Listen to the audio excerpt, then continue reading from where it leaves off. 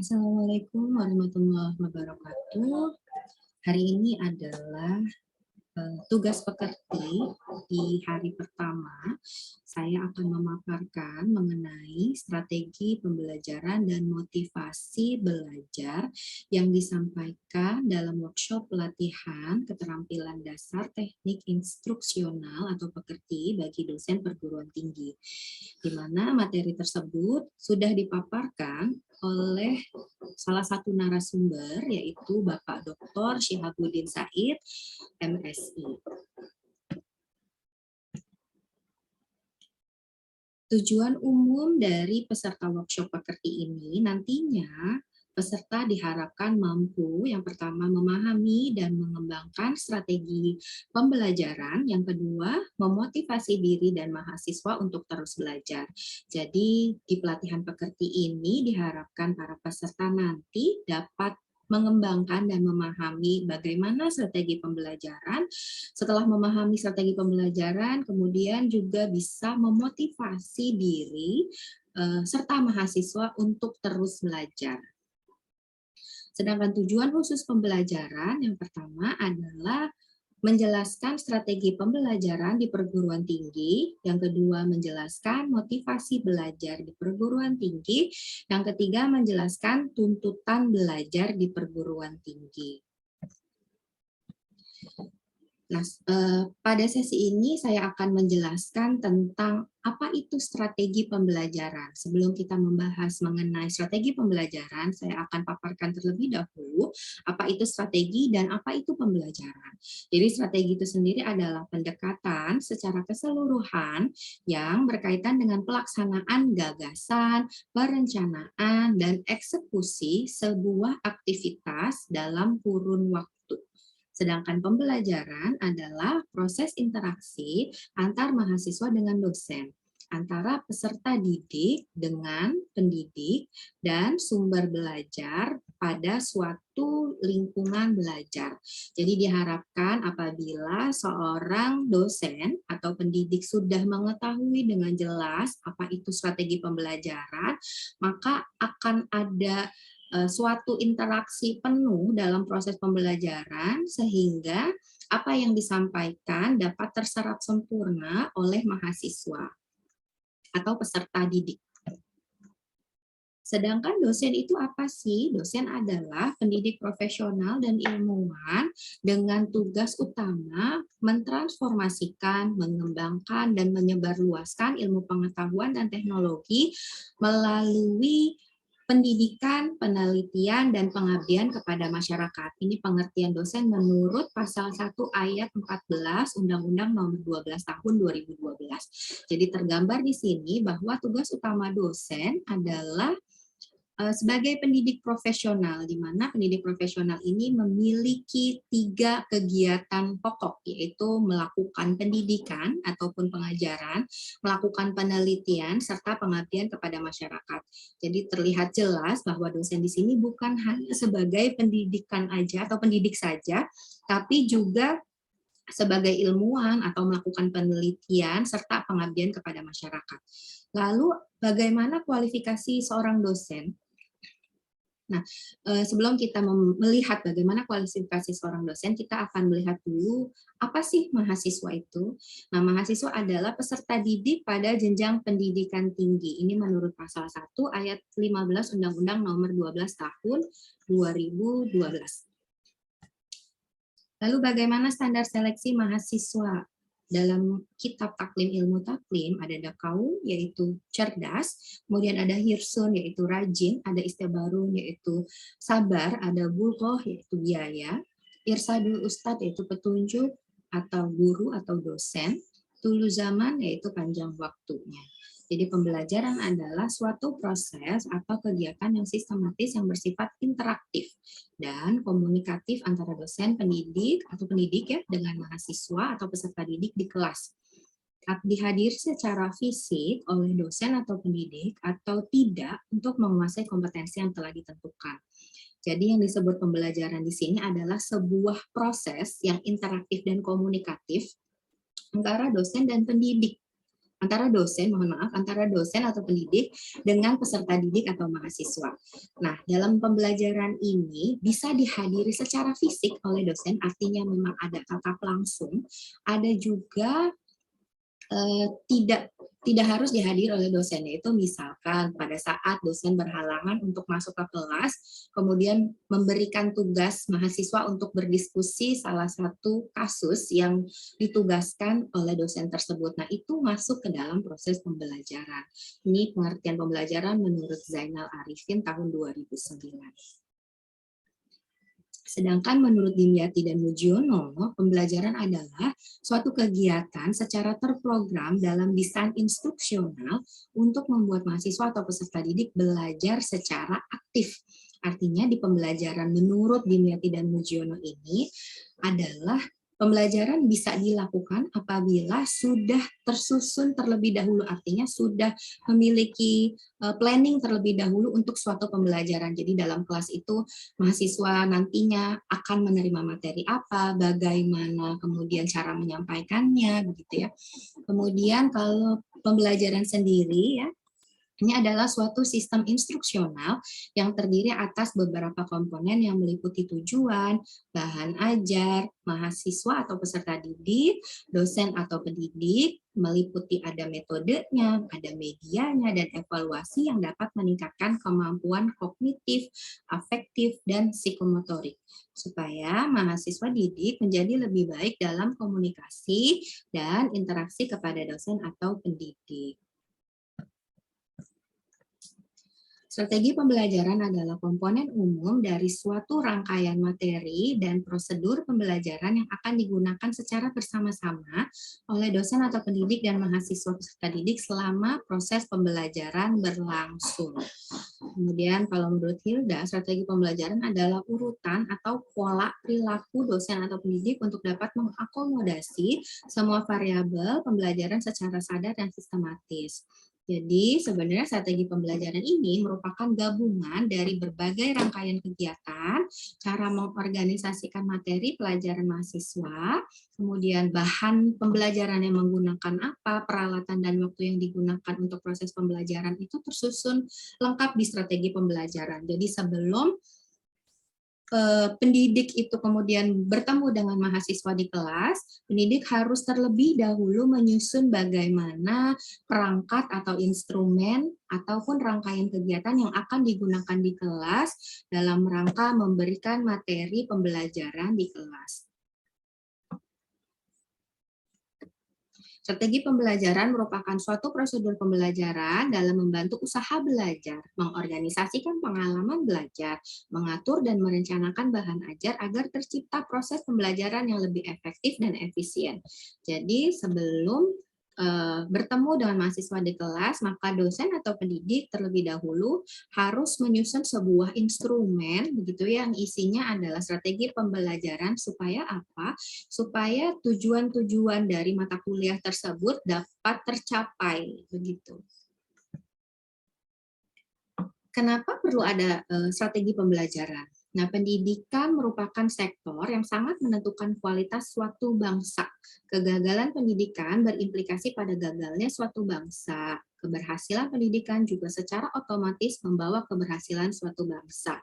Jadi, dalam strategi pembelajaran ini, di mana strategi pembelajaran merupakan salah satu upaya untuk melakukan proses pendidikan, diperlukan adanya strategi pembelajaran karena memang dari pendidikan inilah akan mencetak generasi penerus bangsa yang berkualitas. Apabila proses pendidikan ini tidak berjalan dengan lancar, maka yang dikhawatirkan adalah output dari SDM tersebut yang dihasilkan dari suatu proses pendidikan akan kurang baik atau kurang berkualitas atau bahkan tidak berkualitas, sehingga akan menghambat proses pembangunan bangsa karena SDM-nya kurang berkualitas. Pentingnya strategi pembelajaran. Yang pertama, memberikan rumusan acuan, mencapai tujuan pembelajaran, menarik minat belajar, memotivasi atau mendorong, menggerakkan, membimbing, dan mengarahkan peserta didik. Jadi ada sebuah proses yang kemudian mahasiswa atau peserta didik bisa tertarik begitu, meningkatkan minat belajarnya sehingga mereka bisa lebih antusias dalam mendapat materi dari dosen tersebut. Macam-macam strategi pembelajaran. Ada pembelajaran inquiry atau SPI, ini menekankan pada proses berpikir secara kritis, misalkan proses tanya jawab. Ada juga strategi pembelajaran ekspositoris, ini merupakan proses pemberian pengetahuan atau materi yang diberikan secara lisan atau verbal, atau biasa kita sebut ceramah tanya jawab begitu ya. Jadi dosen atau pendidik itu memberikan ceramah atau pemaparan materi yang baik dilakukan secara lisan maupun verbal, dan mahasiswa tinggal menyimak dan mencerna. Kemudian ada yang ketiga, itu strategi pembelajaran berbasis masalah. Strategi pembelajaran memadukan beberapa kegiatan pembelajaran yang menonjolkan pada proses pemecahan masalah ilmiah. Jadi ada sebuah studi kasus begitu ya, kemudian mereka mengamati apa permasalahan atau kasus tersebut dan mencari tahu bagaimana jalan keluar dari kasus tersebut atau solusi dari kasus tersebut.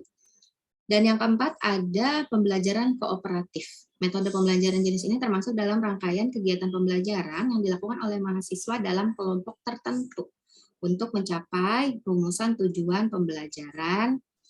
Sistem penilaiannya ini dilakukan terhadap kelompok ya, dan akan memperoleh penghargaan atau reward jika kelompok tersebut menunjukkan prestasi yang dipersyaratkan.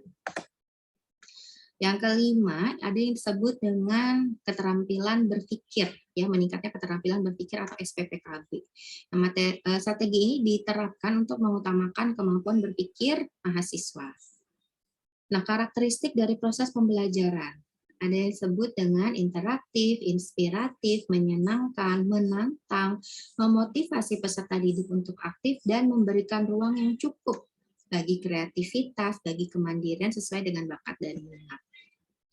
Pembelajaran adalah proses interaksi antara peserta didik dengan pendidik, dan sumber belajar pada suatu lingkungan belajar. Jadi di pembelajaran ini harus ada interaksi, bukan hanya interaksi antar peserta dan pendidik, tapi memang harus ada interaksi dengan lingkungan belajarnya, harus suportif begitu ya, sehingga saat lingkungan belajar itu mendukung untuk proses pembelajaran, maka interaksi antara peserta didik dan pendidik juga akan berjalan dengan baik begitu. Model pembelajaran adalah proses belajar atau gambaran pembelajaran peserta didik dari awal sampai akhir. Contohnya model pembelajaran kooperatif. Terus kemudian strategi pembelajaran adalah rencana kegiatan yang disusun agar tujuan tercapai secara efektif dan efisien. Metode pembelajaran adalah cara pendidik menyampaikan atau memfasilitasi peserta didik untuk memperoleh pengetahuan atau keterampilan tertentu atau cara yang digunakan. Contohnya dengan pengamatan, eksperimen, ya, ceramah tanya jawab, dan lain-lain. Teknik pembelajaran adalah cara pendidik menyampaikan atau memfasilitasi peserta didik untuk memperoleh pengetahuan. Taktik pembelajaran adalah gaya mengajar pendidik yang khas dalam melaksanakan metode atau teknik tertentu. Contohnya misalkan kalau pada siang hari guru mengajar dengan ceramah yang penuh humor. Jadi mahasiswa atau peserta didik tidak hanya terpaku. Nah, ini adalah berbagai macam reaksi begitu ya, atau respon yang ditunjukkan oleh mahasiswa di saat pendidik sedang melakukan pemaparan materi. Ada yang berusaha untuk mengeksplor atau curah pendapat dengan melakukan sesi diskusi begitu ya, ada yang ceramah tanya jawab, dan ada juga yang ternyata pemaparan yang diberikan oleh pendidik menimbulkan reaksi katakanlah mengantuk begitu ya untuk para peserta didik ya. Nah, ini ada semacam proporsi begitu ya tentang jumlah peserta didik dan pendidik. Nah, Di gambar pertama, ini jumlah peserta didik yang biasa kita sebut dengan kelas gemuk, begitu ya, di mana jumlah pesertanya bisa lebih dari 40 orang. Nah, ini sebenarnya bukan merupakan keadaan yang ideal dalam sebuah kelas, di mana jumlah pesertanya terlalu banyak. Jadi apabila jumlah peserta terlalu banyak, mungkin suara yang kita paparkan juga kurang dapat jelas terdengar oleh mahasiswa yang duduknya di paling belakang, misalkan ya. Sehingga begitupun kesulitan untuk para pendidik atau dosen itu sendiri, di mana sulit untuk mengontrol mahasiswa dalam jumlah yang banyak di satu ruang kelas. Sedangkan kalau gambar yang kedua, ya, ini merupakan sesi diskusi, baik kedua dan ketiga. Bedanya adalah jumlahnya. Idealnya rasionya adalah 1:20. Jadi satu dosen itu mengajar mahasiswa 20 orang. Itu idealnya dalam satu kelas. Nah, ada yang disebut dengan teori Bloom dan Cardwell. Nah, dalam belajar mahasiswa harus menguasai 3 ranah, yaitu kognitif, psikomotorik, dan afektif. Yang kognitif itu ada 6 tingkatan. Itu adalah pengetahuan, di mana diidentikan dengan mengingat dan menghafal. Kemudian setelah mereka mengingat dan menghafal, diharapkan mereka bisa menginterpretasikan dikarenakan sudah paham begitu ya. Setelah dapat menginterpretasikan, maka mereka diharapkan bisa mengaplikasikan di suatu masalah sehingga mereka bisa menemukan solusi. Kemudian tingkatan yang keempat adalah dapat menjabarkan suatu konsep. Tingkatan yang kelima, menggabungkan bagian konsep menjadi satu konsep yang utuh, sehingga di tingkatan keenam, mereka dapat membandingkan nilai-nilai atau ide-ide serta metode, yaitu evaluasi. Dalam psikomotor itu ada 5 peningkatan, ada 5 tingkatan. Yang pertama peniruan, yang kedua menggunakan konsep untuk melakukan gerak, yang ketiga ketepatan, melakukan gerak dengan benar, yang keempat melakukan beberapa gerakan sekaligus dengan benar, kemudian yang kelima adalah melakukan gerak secara wajar. Sedangkan untuk afektif itu ada 5 tingkatan, ada pengenalan atau ingin menerima, sadar adanya sesuatu, yang kedua merespon, yang ketiga penghargaan, yang keempat pengorganisasian atau menghubungkan nilai-nilai yang dipercayai, yang kelima pengamalan, artinya menjadikan nilai-nilai sebagian dari pola hidup. Nah, motivasi belajar di perguruan tinggi. Ya, kondisi motivasi ini bisa menimbulkan perilaku, mengarahkan perilaku, dan mempertahankan intensitas perilaku. Motivasi adalah kekuatan seseorang yang dapat menimbulkan tingkat persistensi dan entusiasmenya dalam melaksanakan suatu kegiatan. Seberapa kuat motivasi yang dimiliki individu akan banyak menentukan terhadap kualitas perilaku yang ditampilkannya. Jadi strategi pembelajaran ini pun tidak terlepas dari motivasi belajar, di mana apabila dosen atau pendidik menyusun strategi pembelajaran dengan sedemikian baik, maka di dalamnya pun akan meningkatkan motivasi pembelajaran dari para peserta didik.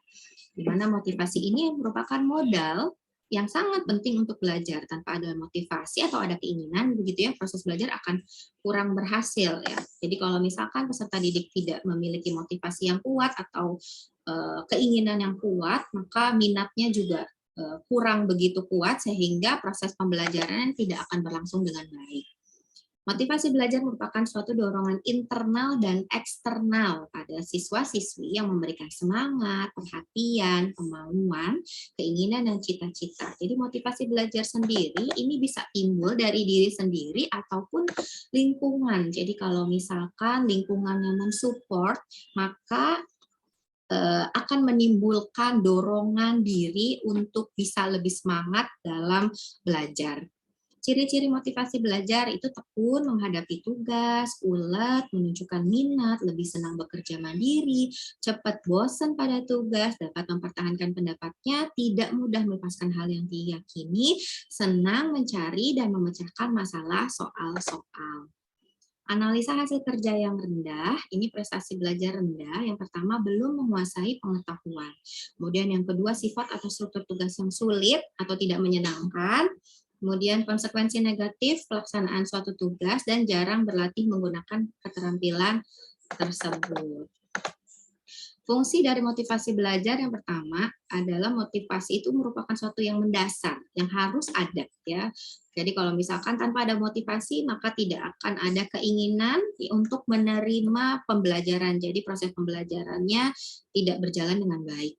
Motivasi selalu bertalian dengan suatu tujuan. Jadi motivasi itu erat kaitannya dengan goals atau tujuan yang ingin dicapai. Semakin dia memiliki tujuan yang jelas, maka akan semakin besar motivasinya. Fungsi motivasi sebagai pendorong, kemudian penentu arah ya atau tujuan, menyeleksi perbuatan dan pendorong usaha untuk mencapai prestasi.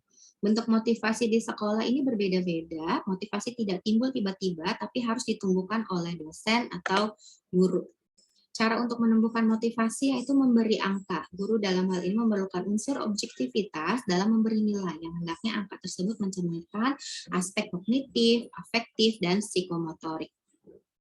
Yang kedua, memberi hadiah. Hadiah akan sangat menarik mahasiswa sebagai motivasi dalam melakukan suatu pekerjaan. Jadi ada bentuk penghargaan sehingga mereka lebih termotivasi.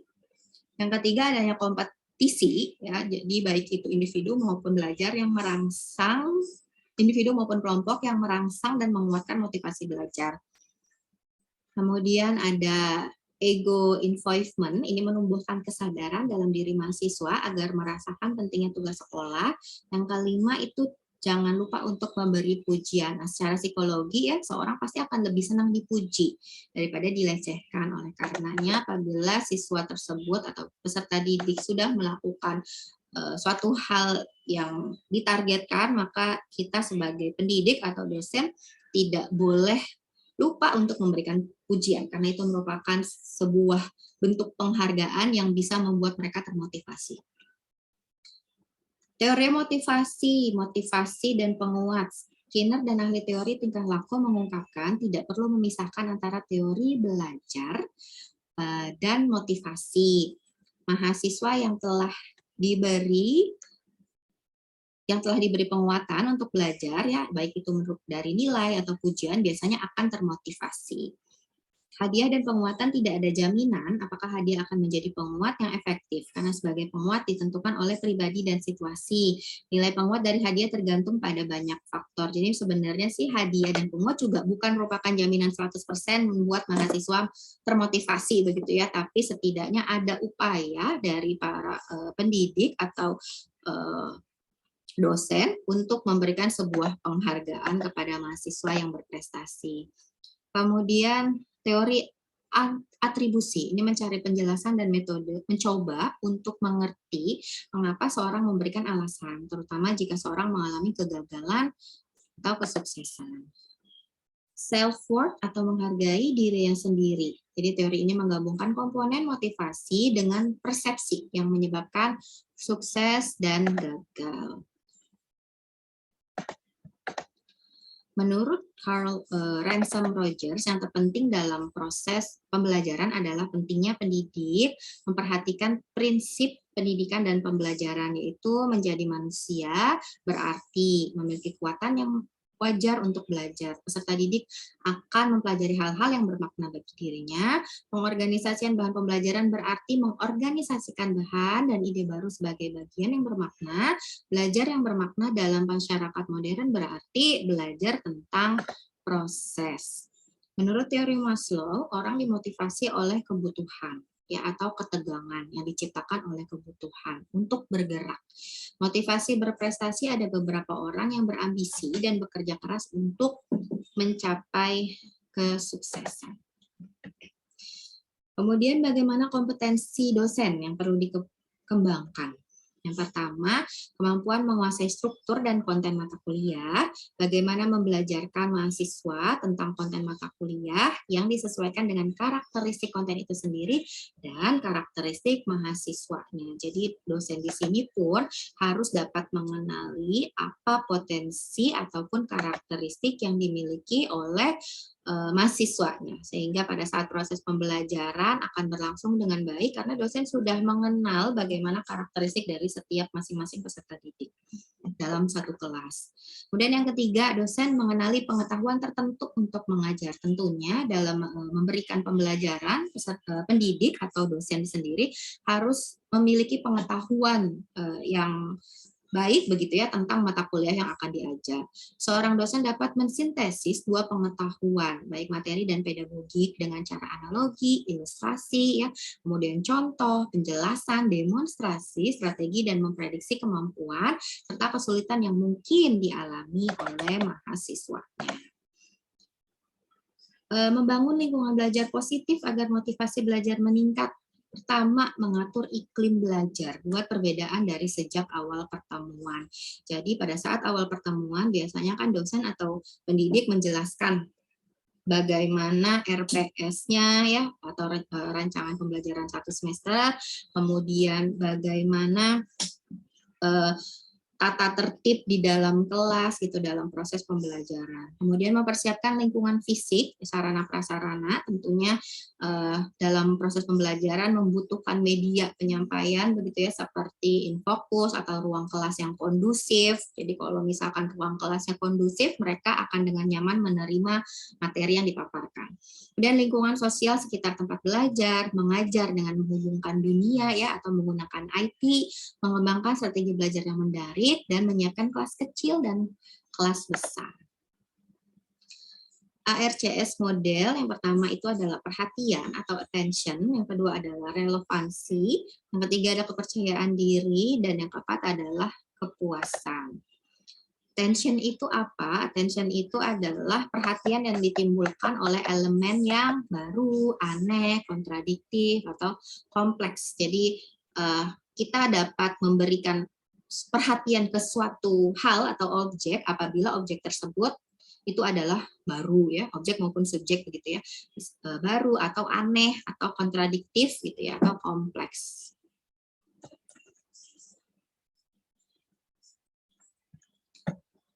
Strategi untuk merangsang minat dan perhatian mahasiswa. Yang pertama, gunakan metode penyampaian perkuliahan yang bervariasi, bisa itu berupa kelompok diskusi, bermain peran atau role play, simulasi, curah pendapat, demonstrasi, studi kasus, dan lain-lain.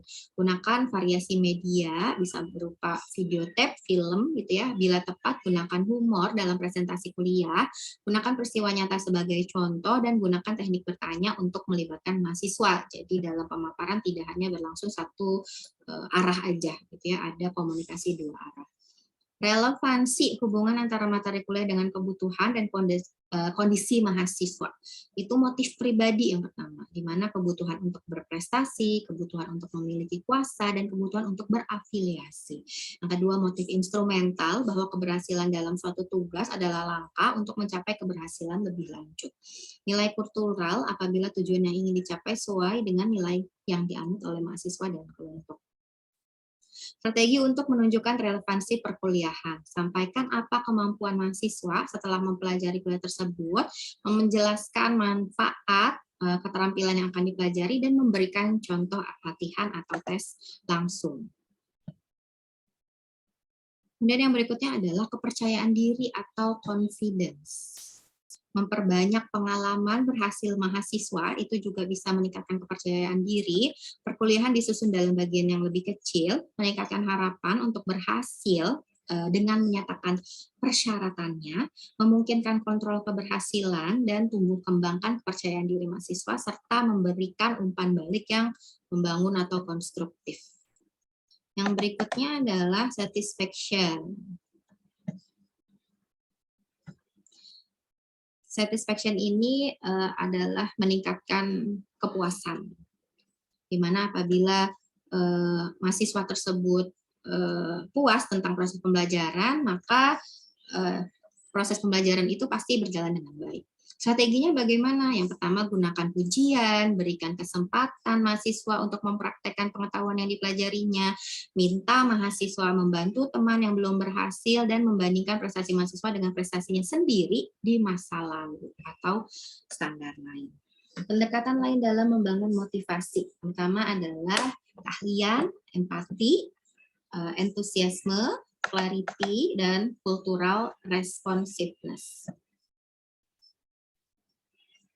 Jadi motivasi itu sendiri bisa dibangkitkan oleh internal dan eksternal. Jadi internal itu adalah kemampuan, motivasi, perhatian, ingatan, ya, lupa, retensi, dan sedangkan eksternal itu kondisi belajar, tujuan belajar, dan pemberian umpan balik.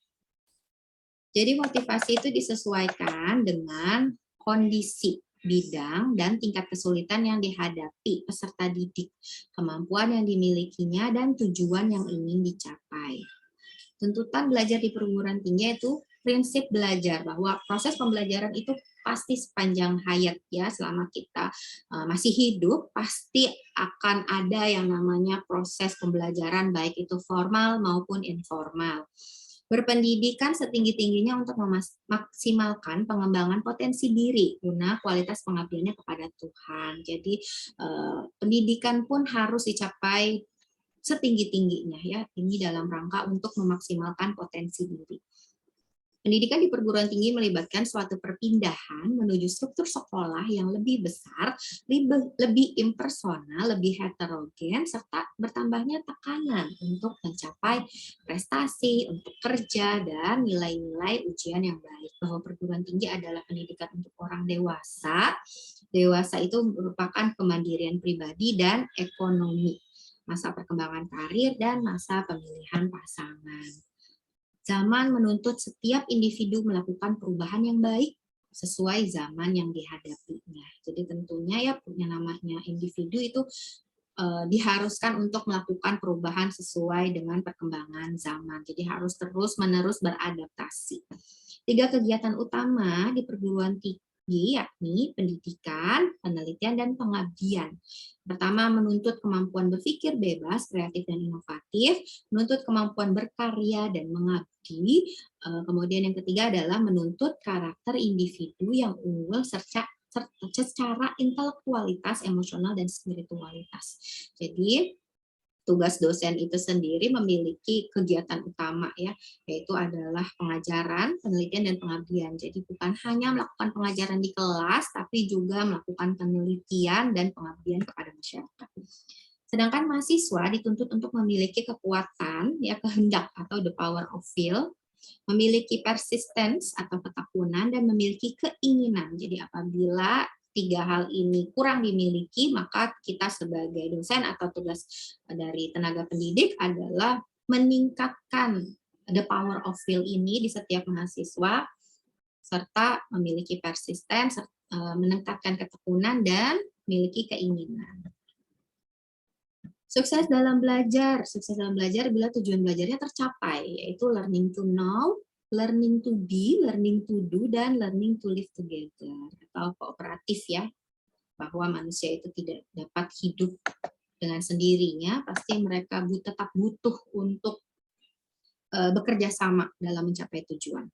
Kiat-kiat sukses, kita tentunya harus memiliki tujuan atau cita-cita, terus kemudian diiringi dengan kedisiplinan dan konsistensi, diiringi dengan pengetahuan yang cukup, keyakinan, tindakan, serta ini yang nggak kalah penting adalah harus sehat jasmani dan rohani. Penutup, simpulan, ini pendidikan sepanjang hayat untuk terus mengembangkan kematangan diri dan memaksimalkan pengabdian kepada Tuhan. Evaluasi sebagai dosen pembimbing akademik, buatlah contoh rencana akademik bersama mahasiswa agar mahasiswa lulus dalam waktu cepat, berprestasi, dan mandiri. Jadi ini adalah materi yang sudah dipaparkan oleh Dr. Syihabuddin Said dalam pelatihan pekerti di hari pertama. Terima kasih. Berikut ini adalah pemaparannya. Saya akhiri wabillahi taufiq wal hidayah. Wassalamualaikum warahmatullahi wabarakatuh.